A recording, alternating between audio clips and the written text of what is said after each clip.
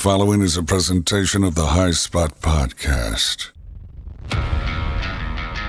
Making their way to the ring, talking about the world of professional wrestling, the team of Jeff Martin and the Trendsetter, Brian Perga, the Jersey Wrecking Crew.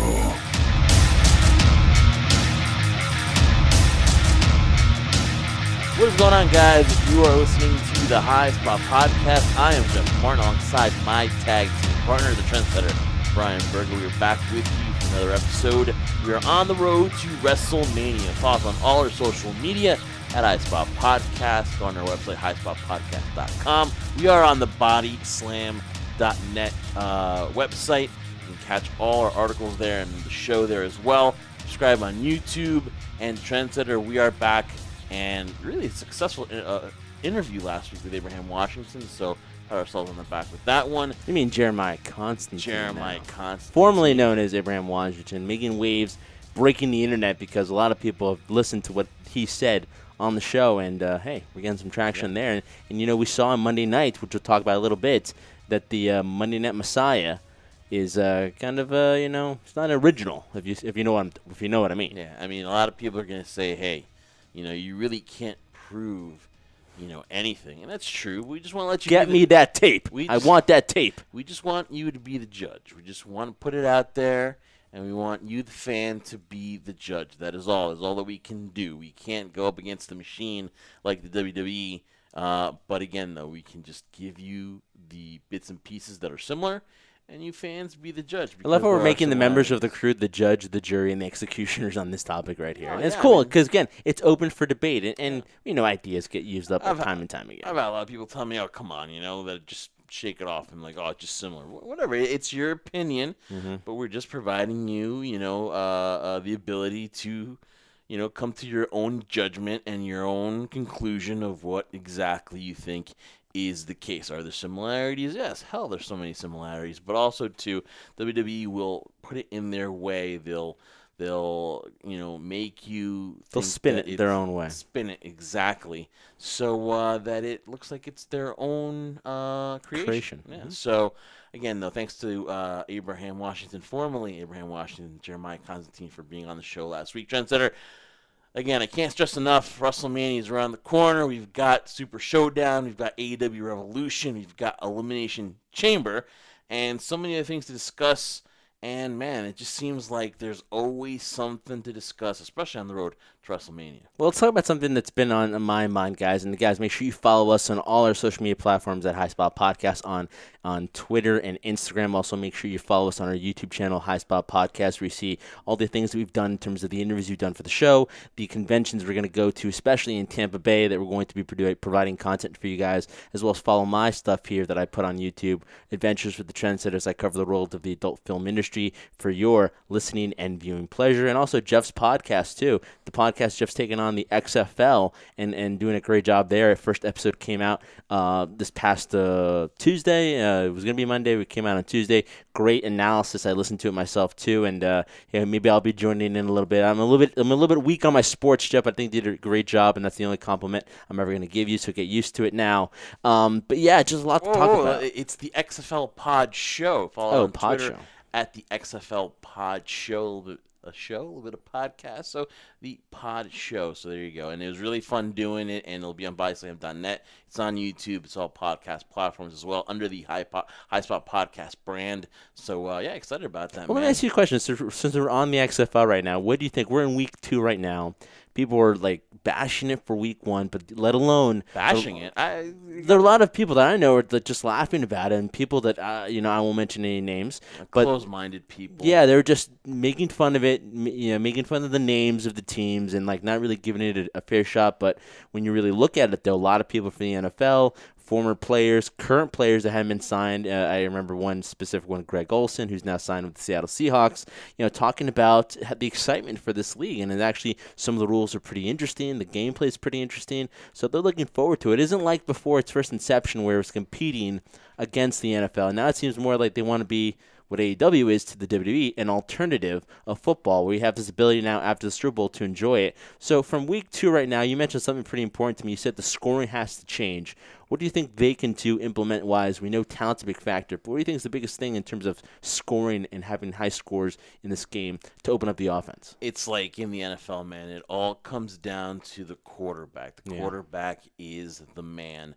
Same as it goes for the NFL, you're as good as your quarterback. You got some great quarterback play by two of the best quarterbacks in the league, P.J. Walker and Cardell Jones. They have shown that they're the class.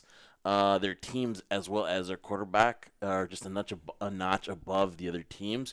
And there's a couple of quarterbacks that are they're coming around, and like Landry Jones from the Renegades, he's playing better. Former Pittsburgh Steeler, right? Former Steeler, played for the Oklahoma Sooners with Bob Stoops. And so the quarterback play has to improve.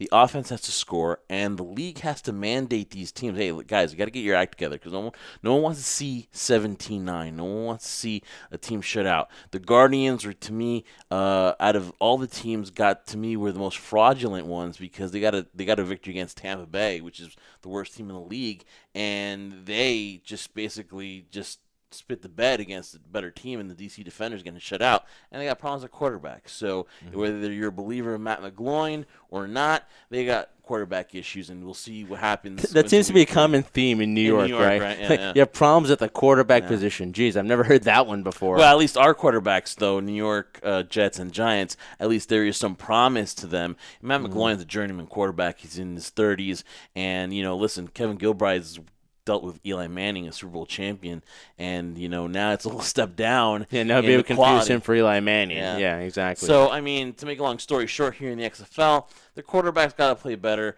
I'm going to give the offenses to week 4. I mean, they just got these guys together in the summertime. And they put them together. They only had, I think, a 3 or 4 week training camp. That's about it. Exactly. So it's going to take a while, but the XFL's really got to have a mandate. The defenses are playing well. I mean, that's great, and everyone loves the rules and everything like that. And we'll talk about that on the XFL Pod show. But I think what it's got to get better is quarterback play, and the offense has just got to get more crisp. I'm going to give them to week 4 for them to adjust. And the quarterbacks, hey, you know what? You have to sign a quarterback or whatever next year so that you add more interest to the league. Tim Tebow would be great for this kind of league, whether he wants to do something like that. I'm really not too high on getting a Johnny Manziel. He's more of a headache. I wouldn't touch him. Yeah. But those lower tier quarterbacks, once they get in here and they see that this league is going to stay and has some longevity to it, I think you'll get better quarterbacks coming into the league. But you know what?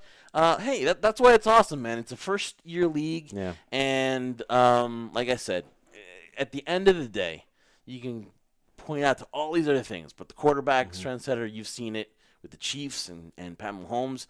He's the best player in football right now, the best quarterback in football, and that's what it is, man. It's up to your quarterback to get the job done, though. Yeah, definitely the quality of play is definitely lacking. The quality of player, talent-wise, is lacking. There are a few glimpses here and there, but not enough consistency.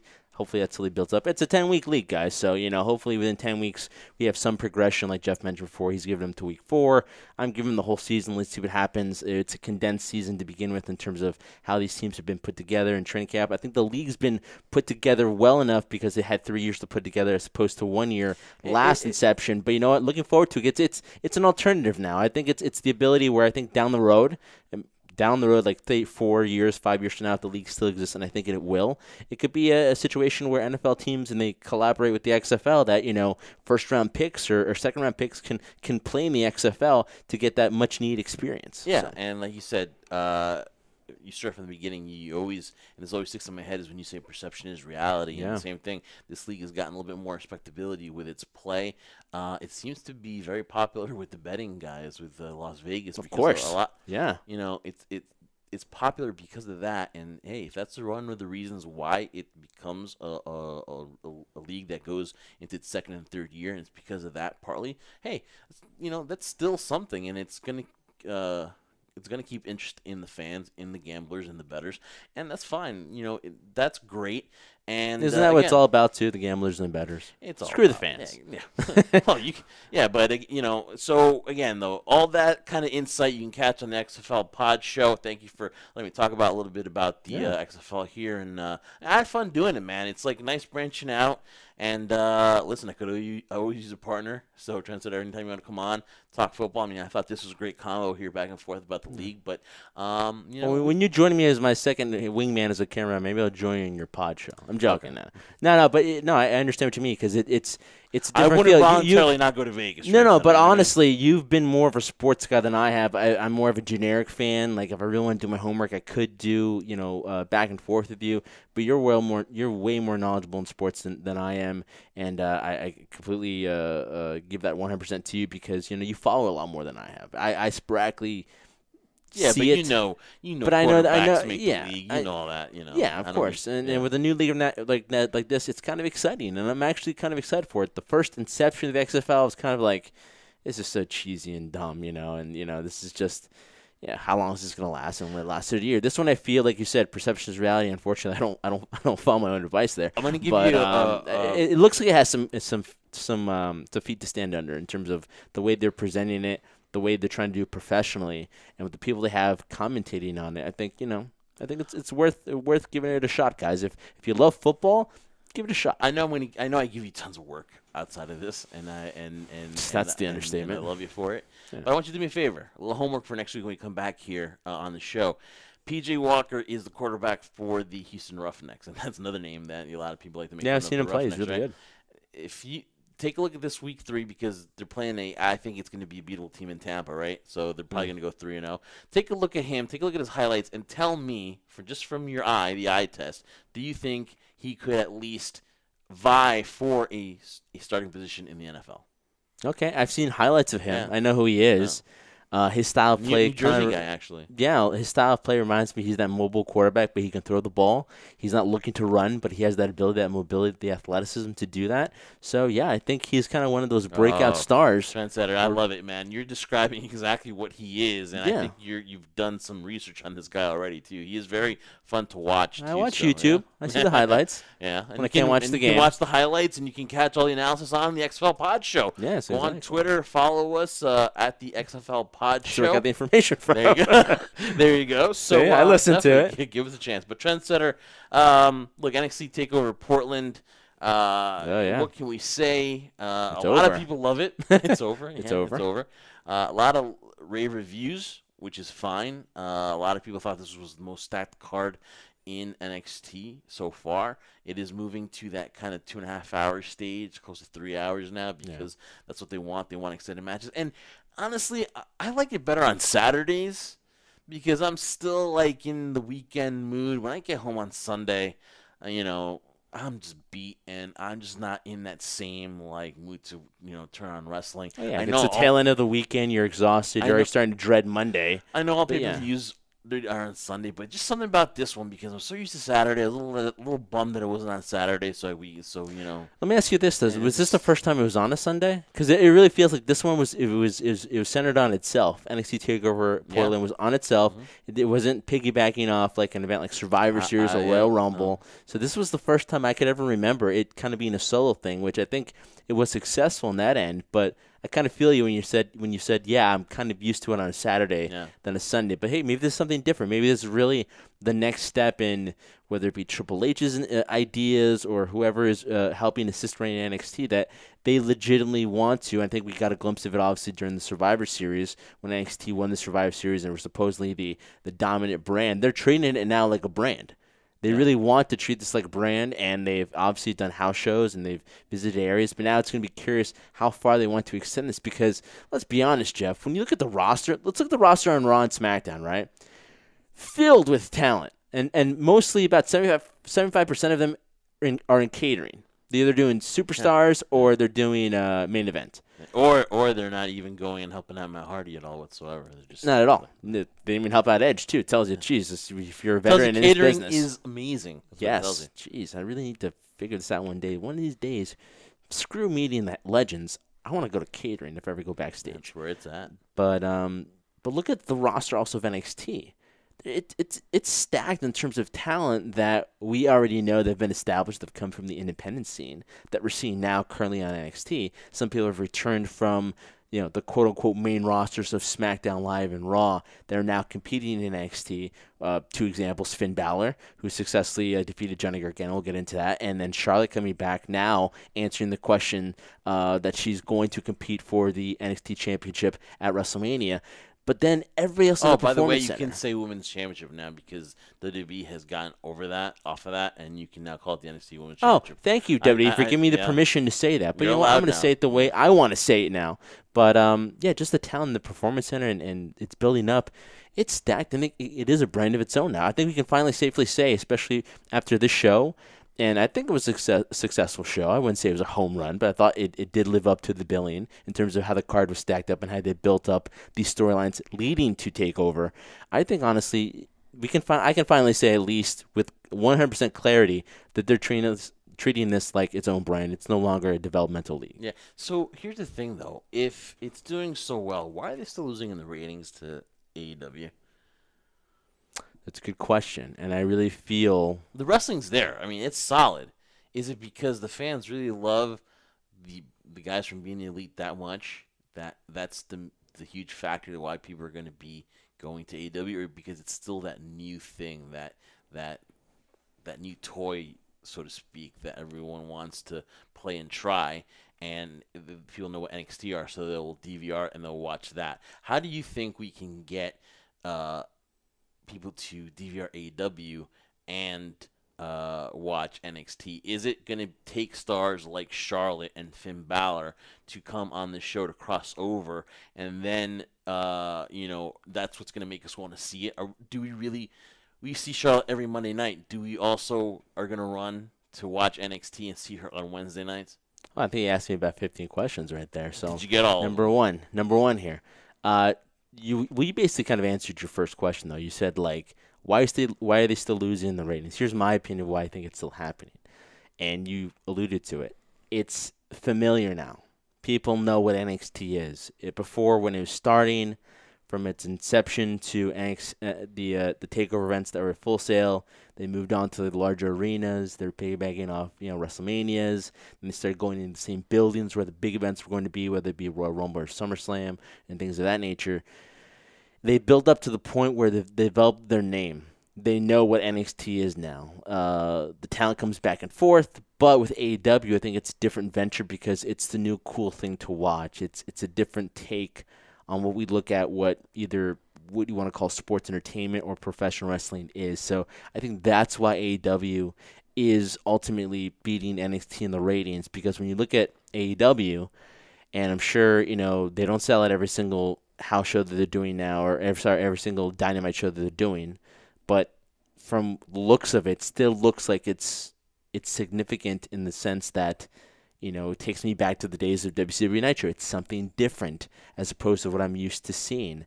And for the most part, as much as NXT has done a great job of disconnecting itself from the WWE brand, it's still under the WWE umbrella. Second part is, going right back to the start of this podcast, guys, and members of the crew will listen to me say this over and over again, or probably when they see me in Tampa will be saying, hey, this is what Brian and Jeff say all the time. Perception is reality. It's hard to see where AEW takes their shows for Dynamite and where they plan on taking their shows when it comes to Revolution and things of that nature. These arenas are different. It's in different locations. I don't think you get that same atmosphere. I know Full Sail is home. It's convenient from in my opinion, I guess, a production standpoint, but you can't have the same feel or the same perception when you're constantly having the same shows at Full Sail. Granted, it's live, but I think you got to start taking it on the road, which means more money for production, but you got to start going other places to showcase NXT. All right, so here's my thing. I think they should stay at Full Sail. If it works for NWA, they're in a studio set. It worked for WCW on Saturday night when they were at the Disney studios, right? It could work for NXT. I think the worst thing they could do is try to take the show on the road, because what you don't see in AEW is you don't see those sparse seats. And if NXT is losing money already as it is, okay? I don't know what the books are, but last time I read, it was still a brand that was losing money. They're touring it in like small little towns, small little gymnasiums in Florida, a couple times in the Midwest and the Northeast. They'll always come to Asbury Park here in Jersey. So those little small venues will sell out, and you get like those newbies. You don't get like all the stars from NXT. You'll get some of those young talents that don't make it on NXT TV, right? So I think, to me, is just stay the course. Stay in Full Sail. do not risk going to bigger arenas. At least you have to go to like civic centers, maybe like 5,000 seat arenas or something like that. Because what's going to happen is that the wrestling business, as far as like attendance wise, is really struggling. So I don't think it'd be smart for NXT to go out there, but they should stay the course and stay in Full Sail because it works for the NWA, it worked for WCW Saturday Night, and it will work for NXT. But Trendsetter, my thing is here, I had 5 takeaways from NXT TakeOver, and I'll start from number 5, and you tell me what you think. Ready? Keith Lee and Dominik Dijakovic are magic when they go into the ring. Keith Lee defends the North American Championship, and he retains, beating Dominik Dijakovic. It's magic when they get together.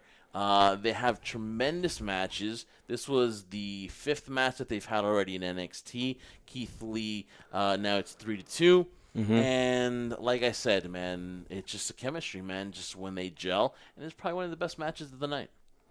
Yeah, no, I would agree. They have that one thing that you can't buy nowadays, Jeff. It's chemistry. And they have it definitely when in the ring. Whether they're tag teaming, they did that for War Games, had great chemistry in the ring as a team. And against opponents, another great a match between the two of them. This isn't the first time they've been in the ring together. They're definitely in the ring during the Full Sail tapings when they used to have it before it was live.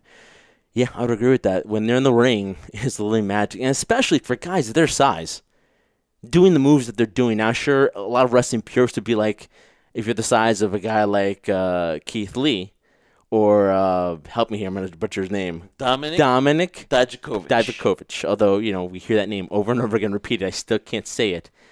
Guys this size shouldn't be that athletic, and they are. And it's kind of a rare thing, but when you put them together, they're kind of the same size, so they can get away with it. So yeah. I think it's always special when they're in the ring. I think they have that magic. They have that one thing that we all want to have as soon as we lock up, right? Yeah. Is chemistry. They have that chemistry. Number 4, Finn Balor is a star again.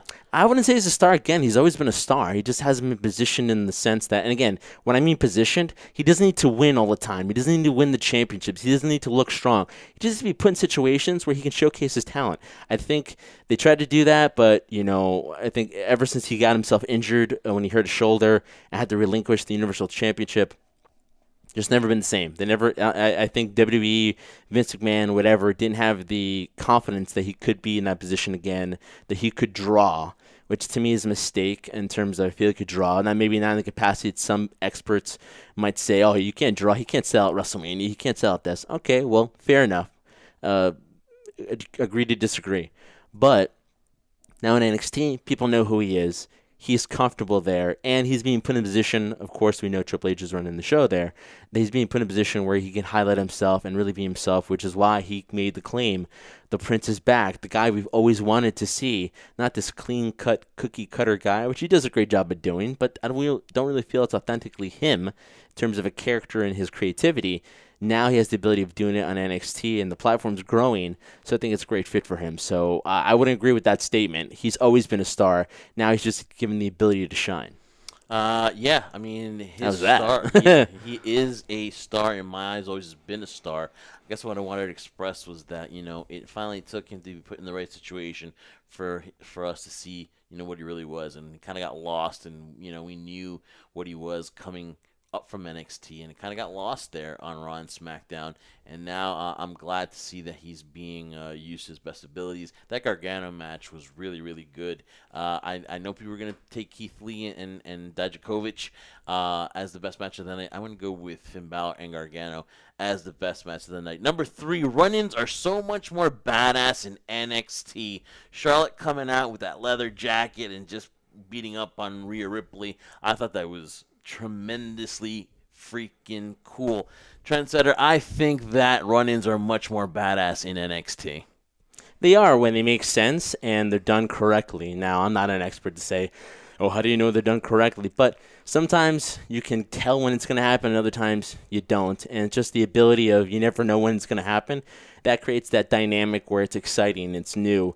So I think a lot of people kind of thought, oh, waiting for Charlotte to show up, kind of had the feeling that, all right, it wasn't going to happen. Maybe we were wrong in that, and all of a sudden, boom, she shows up. So that's cool, and that's the dynamic. I think it's different from when you see it on NXT compared to when you see it on Raw and SmackDown, because I feel on Raw and SmackDown Live, and correct me if I'm wrong, Jeff, they kind of they set it up so much that you're already expecting it to happen rather than, kind of letting it just, and another word we use a lot is organically. Just let it organically happen. Let the storyline make sense for it to happen. How many times do we see the Viking Raiders, Kevin Owens, and Samoa Joe come out every Monday night to attack Seth Rollins and his disciples? It's like, it's going to happen. Yeah. Come on, let's not be so predictable in a sense. Yeah, I mean, I wouldn't say that it wasn't predictable, that Charlotte was going to come out. It just seems like it means more.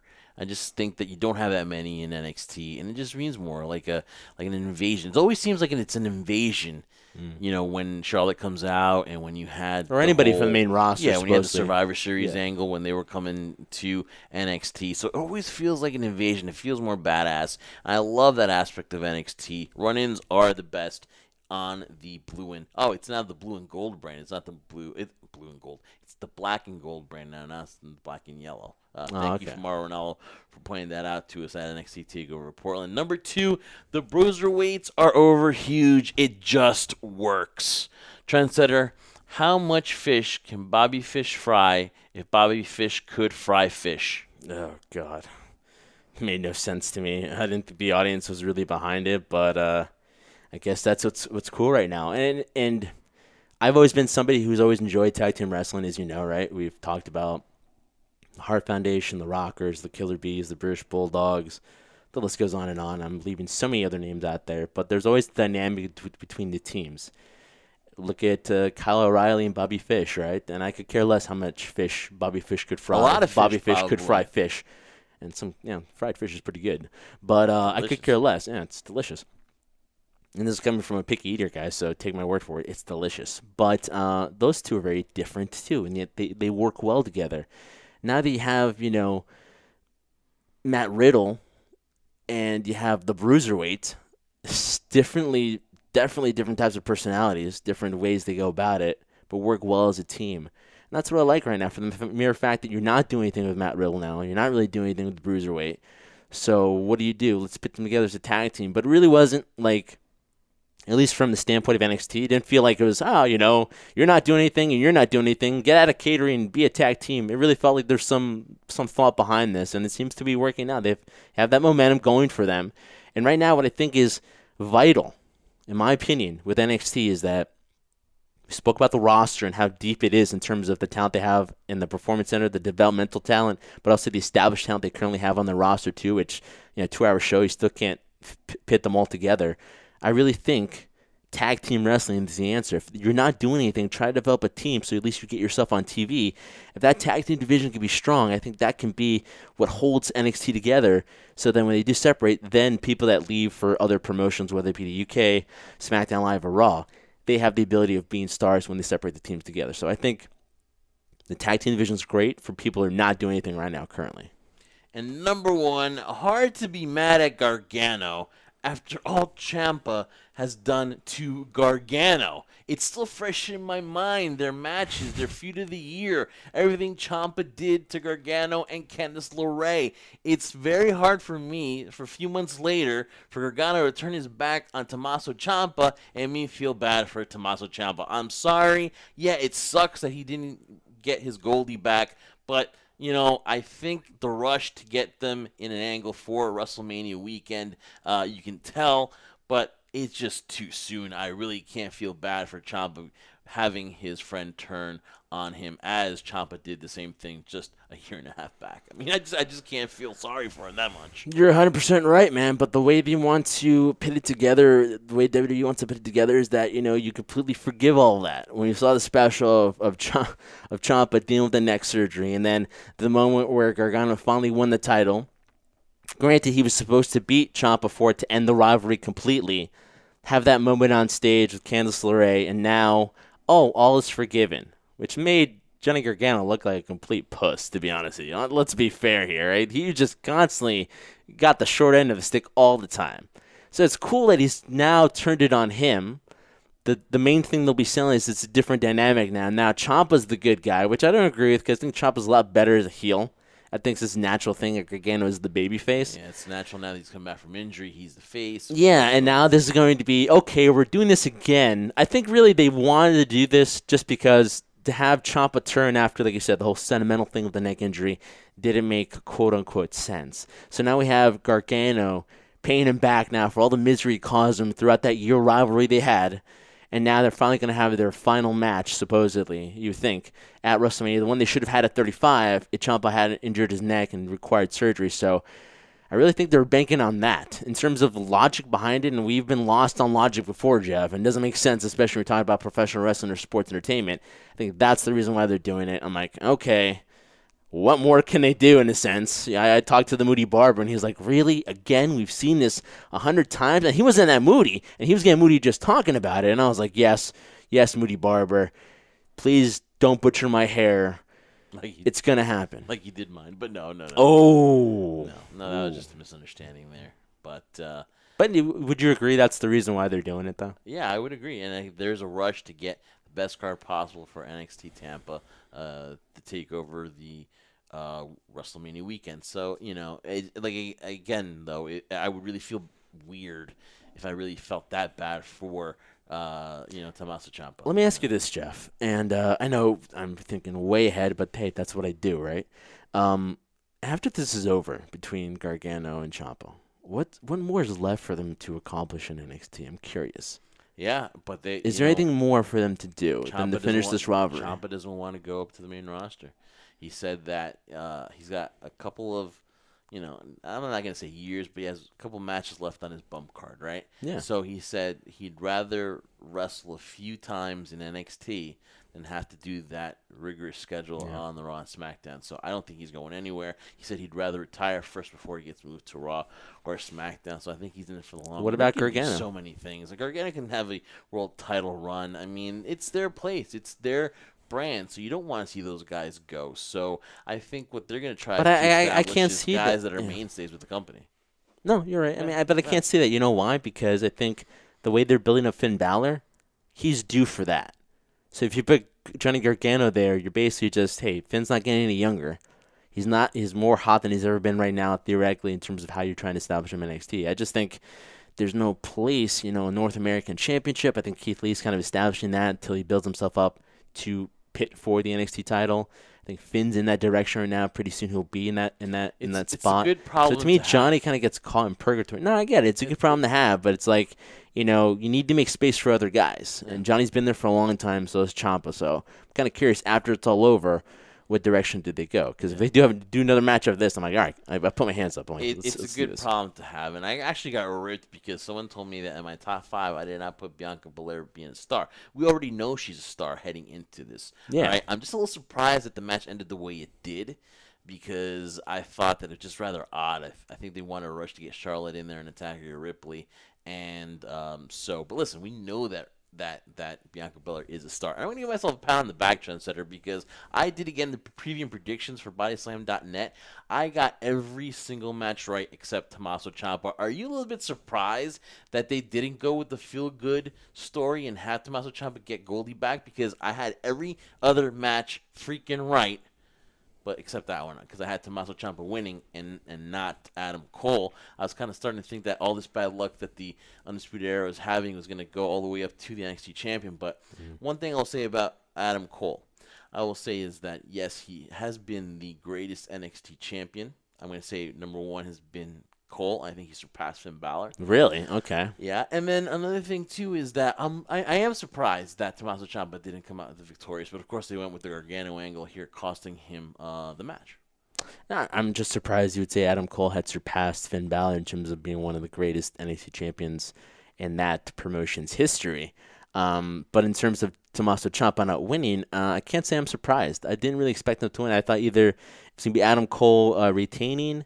I just think nowadays, as much as I do love those feel-good stories, let's look at 2 examples, right? Daniel Bryan, he finally won it at WrestleMania 30, exciting, and then what happens? You pin him against Kane. Granted, he's already dealing with neck issues, but then it's just like, all right, you've reached that top. Similar to Shawn Michaels, when he fulfilled the boyhood dream, he was kind of stalling as champion because they're trying to make him still that that underdog when you're the champ. You can't be the underdog when you're the champ anymore. I think they did the same thing with Daniel Bryan. Did the same thing with Kofi Kingston. Is he a real champion after he defeated Daniel Bryan at WrestleMania 35 to finally fulfill his lifelong dream? I think those stories are great at those moments, but history being as it is, Jeff, and it repeats itself even in NXT, when you have those feel-good moments, they tend to stall themselves, and I think the same thing would happen if Tommaso Ciampa would do it. Because here's the thing, and I've said this time and time again, I think Tommaso Ciampa is just a better heel than a face. Same thing with Seth Rollins, that annoying laugh, he's a better heel. I enjoy more hating Seth than cheering for him. So I feel like I'm forced to cheer Seth when he's a face. Yeah, like you're forced to do it. And with Tommaso Ciampa, he's done great work, but I feel like it's not authentic. I feel like it's not real. I feel like it's a cookie-cutter version or a shell of what his former self is. And if he had that feel-good moment, hey, I would be the first one to applaud it, to, hey, great. After that scenario with the neck, he finally got it back. But I think in real reality, Jeff, as much as we want to put reality into this fantasy that we're talking about pro wrestling or sports entertainment, you don't always get the storybook ending. So I think I wasn't surprised. Yeah. Then they're going to throw Johnny in there right away. Yeah. Well, that was going to be more of a sympathetic thing, and then who knows, down the road he would get one more shot, and then that might have happened. Didn't expect it to happen there. But, yeah. So that's basically NXT TakeOver Portland in a nutshell. Of course, the next one. And what a shell it is. Of course, the next one, poor Trendsetter there, forcing him to watch TakeOver after he's had a long week. I tried. No, you tried. Yeah, I tried. And somewhat successful. Yeah, and the congratulations go out to the family of the British Bulldog. He's the rumored, and I think it's been confirmed already, heading into the Hall of Fame. Oh, wow. Year. I didn't know that. Wow, that's great. And rumor is also, too, that JBL will be inducted into the Hall of Fame as well. But, give credit to JBL towards the latter part of his career. Was able to come out with that JBL character, so kudos for him. I can't really deny him going to the Hall of Fame. Towards the end, he doesn't deserve to be. I'm joking. He reinvented himself into that JBL character, hateable character. But going back to the British Bulldog, I mean, there had been talks with the family, and they had pushed it back, and it just wasn't the right time. But you know what? Now is the right time, I'm guessing. And from everything we're hearing, it's going to be a done deal that he will be in the Hall of Fame. And when I think of wrestling, when I think of my childhood, and I think about those wrestlers that I grew up watching, he is right up there too. So good, so powerful. One of those powerhouses. Guys, of course, started out with the British Bulldogs with Dynamite Kid, then had a tremendous singles career. Never really was so close to becoming the WWF champion, but just couldn't. Had amazing matches with Shawn Michaels, of course, Bret Hart at SummerSlam for the Intercontinental title, and of course Bret's got that amazing story, the story within the story. But give him his due, and congratulations to the Davey Boy Smith and his family for the honor. It's about damn time, man, and I'm very happy. I'm happy as well. You just basically said everything that I was going to say. The only thing that I'm kind of curious to, will he be re-inducted, though? Because as much as I'm happy for the British Bulldog, Davey Boy Smith, to be inducted, and I think rightfully so, he should be. He was a huge staple in the 90s and 80s of professional wrestling, especially with the WWF at that time, World Wrestling Federation. He's cemented his place in history. One of that amazing match at Wembley Stadium with Bret Hart, and that storyline was amazing. That was his.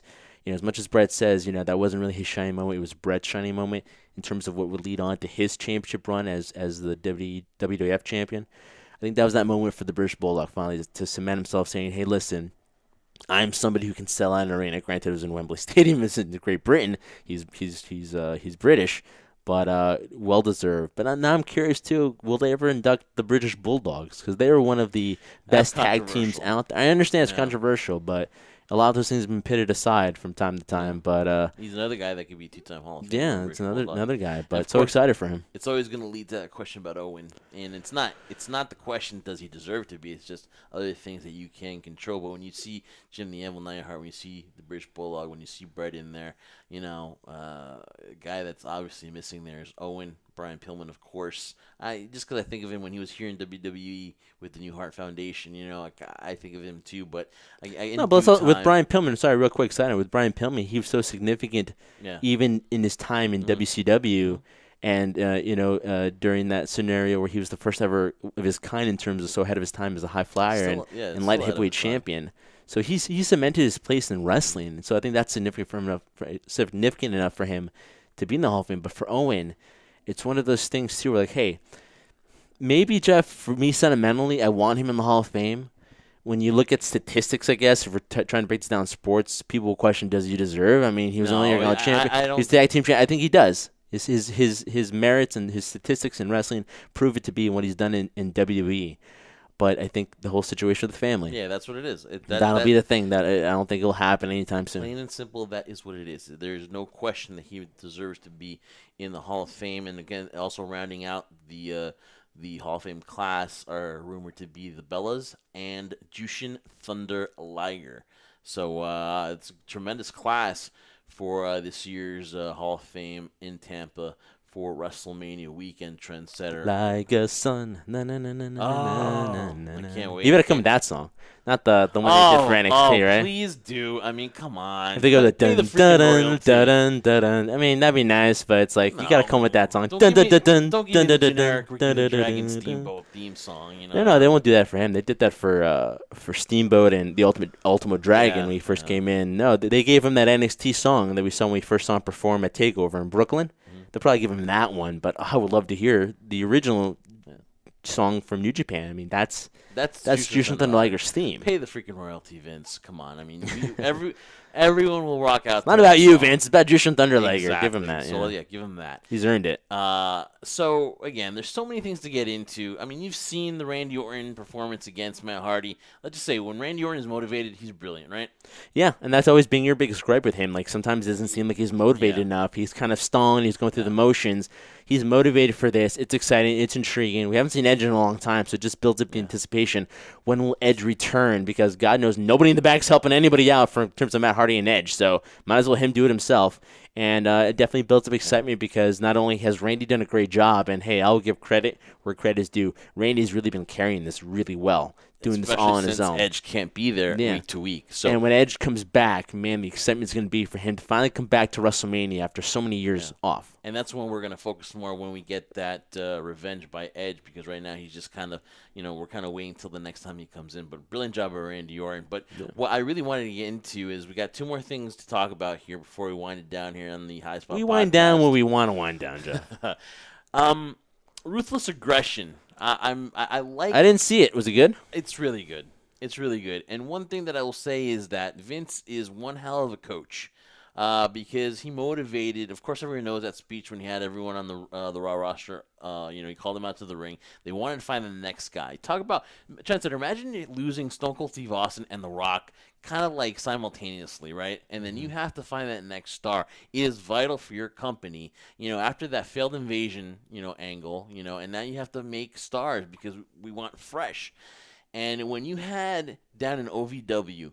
John Cena, Brock Lesnar, Dave Bautista, Randy Orton, and Shelton Benjamin. And I'm going to give Shelton Benjamin credit where credit is due. It is not his fault that he has not been used by the company properly. He had a tremendous tag team title run, but he never had that, individual one. Where I think if you... He did have a small one when he was the Intercontinental Champion. Yeah. But again, that was his opportunity in a sense. He had that match with Shawn Michaels, which I think was his on greatest Raw, one. yes. So you had all that talent down there, and it's once in a lifetime talent, because if you look at what they've done, all of them are Hall of Famers. Down the road, they will be Hall of Famers. Yeah. So I thought it was just crazy. And then John Cena, and I listen, you're going to be shocked when I tell you this, but watching part 2 of this Ruthless Aggression, I don't know how many parts there are going to be, but I'm looking forward to the next one because they came out 2 parts already. The first one was the time to shake things up, right? And the second one was John Cena. And the thing about John Cena that I look at is now that he's, less of a part-timer now, and he's going to get set supposedly to take on Elias at WrestleMania, whatever, I got to tell you, man, every bad thing that I said about John Cena, I'm going to take it back because it was the machine that we were mad at, just like we are with Roman Reigns when they push him down our throats and they want him to be the guy, right? We're going to have pushback on it. But John Cena, do you know what he said about his run of Ruthless Aggression? Because a lot of people want to associate John Cena with the Ruthless Aggression, because that first night he comes out against Kurt Angle, and he asked him, what makes you think, you can fight a guy like me? And he said, Ruthless Aggression, right? Yeah. It's really not the case. He said that he views that as a failure. he views that run as failure because after that it was what next, and it really wasn't until he was going to get cut, because he was like just plateauing. That was the night he plateaued, and everything was like flatlining, and then he came up with the whole rapping gimmick, and that's actually what Master of Thugonomics, Master of Thugonomics, and a doctor. Sorry. I just didn't really. I remember John Cena, and I always thought him catapulting, and I blocked out that one where he was just like in limbo, wearing the shorts, every team hometown, he'd wear the different color shorts and everything like that. And I forgot about that, and I thought he just catapulted like that. No, and he said it was a failure, and I was like, whoa. And look at the story, look at what he meant to the WWE. I really do put him on that echelon of the Hogans, of the Steve Austins, and then the John Cenas. He, to me, is now that I see it from the point where like he's not wrestling anymore, and I can be more objective. I think John Cena was one of a kind, and now I actually see why these guys aren't just kissing his ass. They're actually serious when they compliment Cena as being the top guy. And I was like, wow, man, this guy really, to me, really got a bad rap. No pun intended. Blasphemer. That's what you are. Blasphemer. How dare you? You're a false prophet, Jeff. No. Listen, Jeff.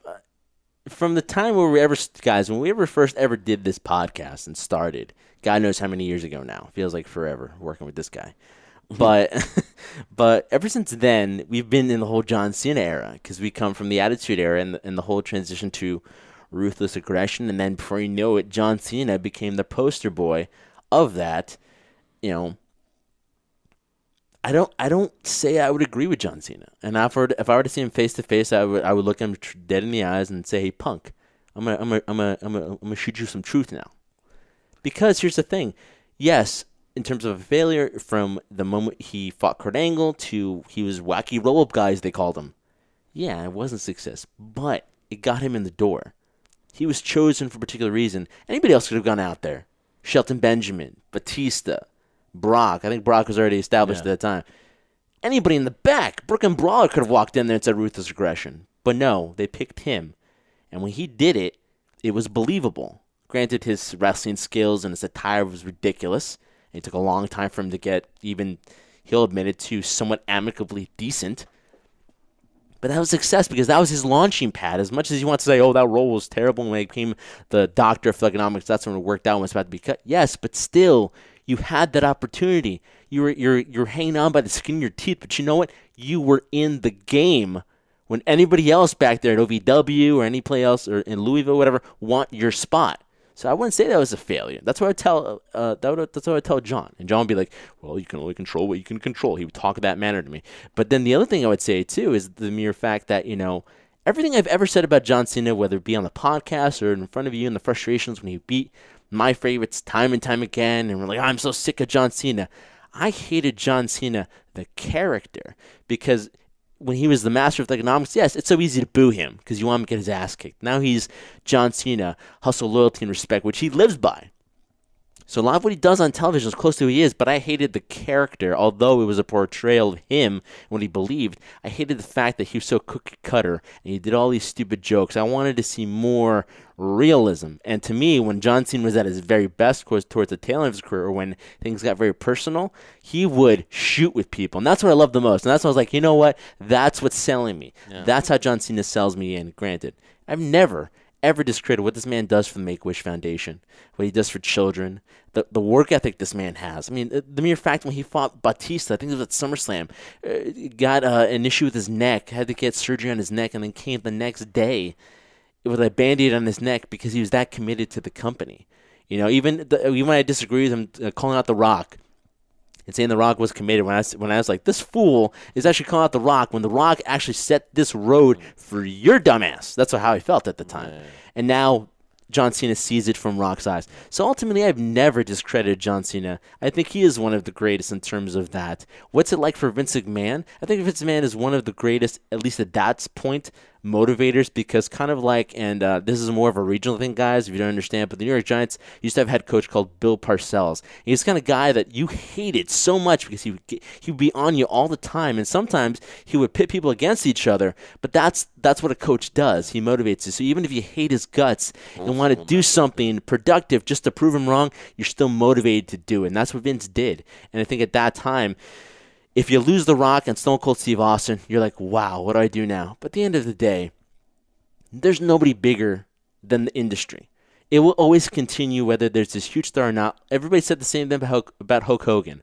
Hulk Hogan's gone. He went to WCW. What do you do now? There was that transitional period. You had Bret Hart. You had Shawn Michaels. And then from there to the attitude of Austin and The Rock and then Triple H.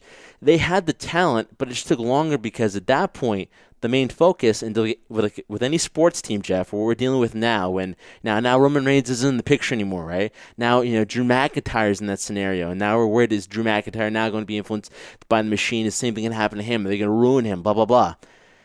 It's one thing that I hate more than anything, and it's easier for me to say it from my perspective, and I'll stop and I'll make my point now.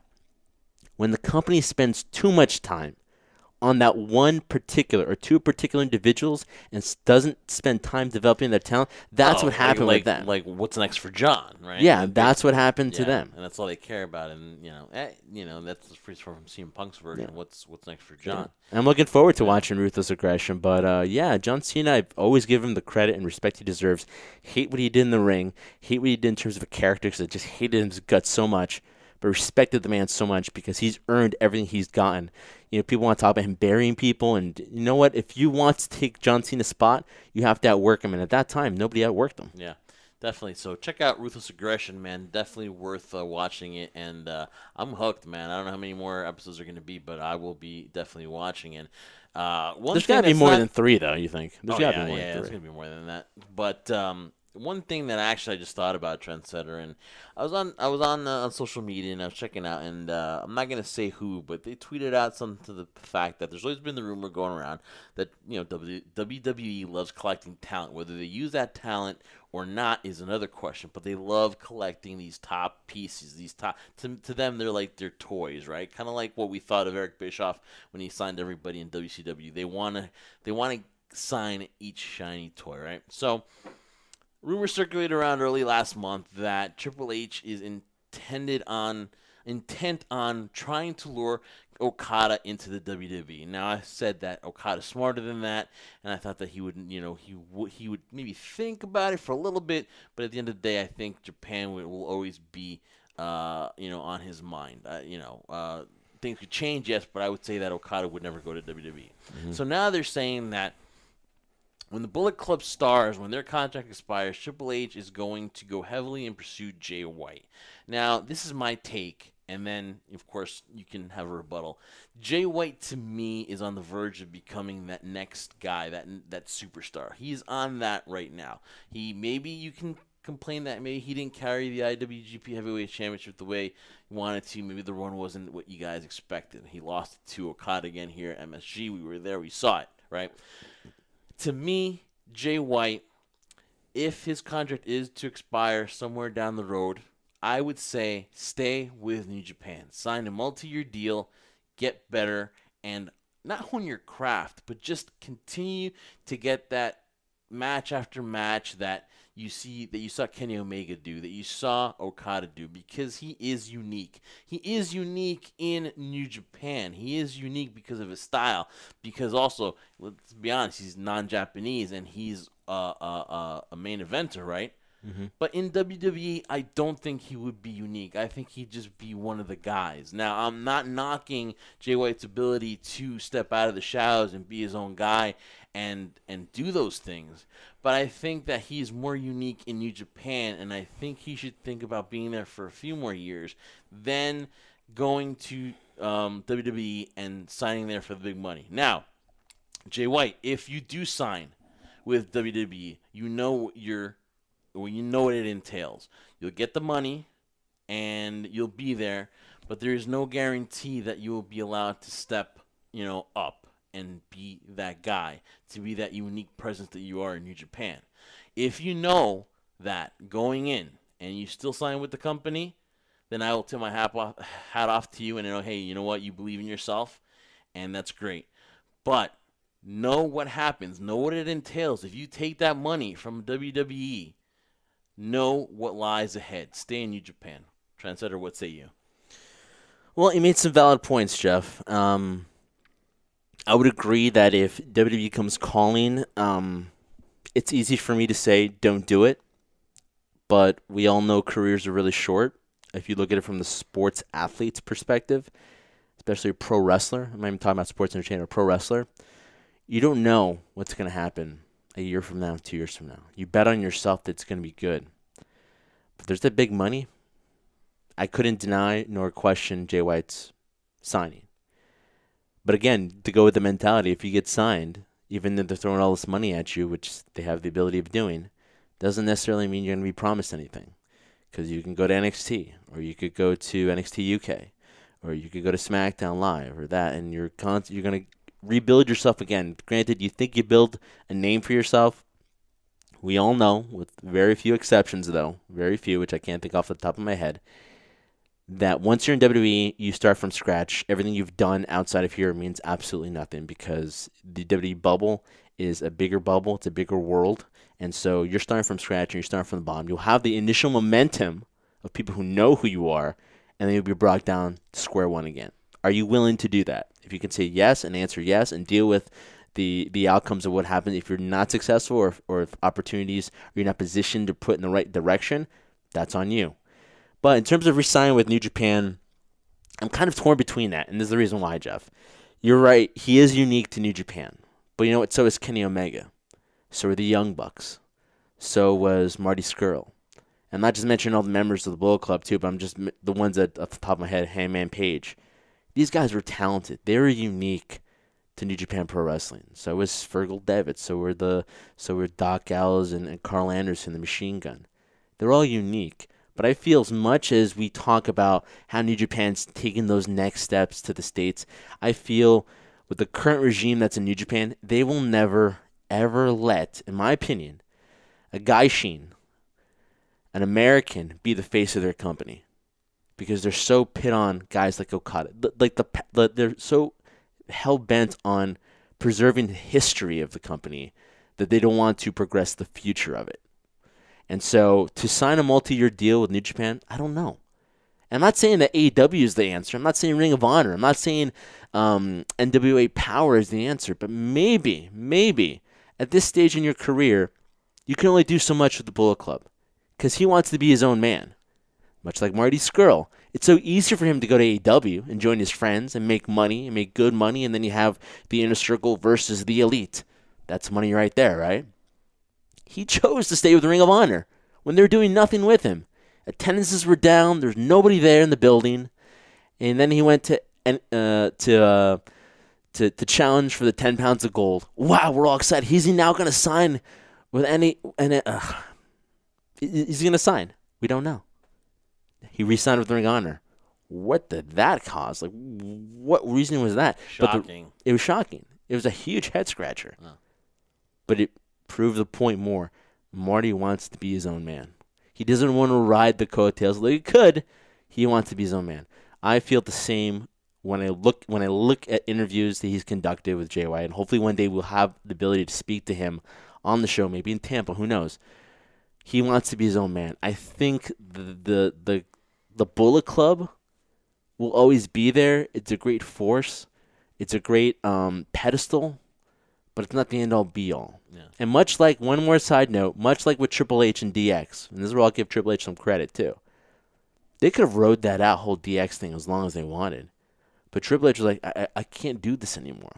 I need to be my own star. I can't rely and ride on the coattails of DX when Billy Gunn, X-Pac, Road Dogg, they're like, what are you doing? You're bringing up the band. You have to have the guts to do that, especially in this stage of his career, because you don't know what's going to happen. So that's my thought process on it. Should he sign with WWE? That's up to him. But if you're going to do it, like you said, expect what's going to happen to you. I feel you have an uphill battle. I have an uphill battle there. But also there's another uphill battle because I don't think signing with New Japan a multi-year, 3 or 4 or 5 year contract is the answer either, because I still feel that the regime there will not allow him to be the face and the star. It will always be Okada. It will always be Naito. and so on and so on. Tanahashi. Ibushi. You proved my point. That's how I feel about the situation with Jay White. He is a star, but I don't think he's going to be the star in New Japan. I don't think he'll be a star in WWE. I think he needs to be a star elsewhere and to build his name. I always consider myself a WWE guy, right? But what bothers me is that you have a guy like Killer Kross, and we never talked about him signing with WWE, right? I think we mentioned it, yeah. Great move, right? Yeah. Great move by the company. But when he wears that shirt that says property of the Performance Center, to me, that kills everything that I've seen in Impact, everything that I've seen when he's toured the independents, because he's his own man. He is a rebel. He is, he is his own man. But when you wear that property of NXT shirt of the Performance Center, to me, you give that up. And if I see Jay White one day and they say new signee Jay White, and he's got that picture with that property of the Performance Center shirt on, he's given that up. He now has an uphill battle. Listen, I want these guys to succeed. Killer Kross in WWE, to me, I think he is a game changer. He is a cornerstone. Jay White would be the same thing. But to me, you give up a little piece of yourself and you become a property of the Performance Center. Yeah, and to me that's what it is. So I just thought it out of the blue because I saw something on Twitter and it was taken off. So I don't want to say who it was, whatever like that. But they basically confirmed that Triple H will be not just Jay White. It's going to be all the Bullet Club members that are free agents, so we will see what happens. But that's just a thought, though. That's just something to keep in mind down the road. Do you really want to give up that individuality to get paid that big money from the WWE? Like, take a look at the Revival. They turned down so much money because they want their individuality back. So, so many things to talk about Trendsetter. The road to WrestleMania is upon us now. Now we're in the 40-day category now. We're in that less than 50 days now. So we are getting ready. We got Super Showdown. Shout out to Super Showdown, boy, in Saudi Arabia. That's a lot of S's. If I can talk right, we got Super Showdown coming up. AEW Revolution is on the way, and then the Elimination Chamber, and then we are on board to Tampa for WrestleMania. So Trendsetter, another great episode in the books. Follow us on all our social media at High Spot Podcast, on bodyslam.net, the Shining Wizards Network. Follow us on YouTube, subscribe, like, get that notification bell going when we put out our new video stuff. Adventures with the Trendsetter is there for your viewing pleasure, and I mean pleasure, wink, wink. And, of course, follow the XFL Pod Show, every Tuesday now. I'm going to put it out on Tuesday at the XFL Pod Show. Trendsetter, man, another great show is in the books, my friend. Anything else you got to say? Yep, it's in the books, guys, and I've been trying to, but you won't shut up, Jeff. You guys have been listening to the High Spot Podcast for my tag team partner and soon-to-be Hall of Famer, Jeff Martin. I'm the Trendsetter, Brian Berga. We thank you guys so much for listening to this episode of the High Spot Podcast. We will catch you guys next week, and make sure you remember this one thing as we leave you, as you enjoy the weekend. Remember, we do the show for one reason and one reason only. We do this for you, the crew.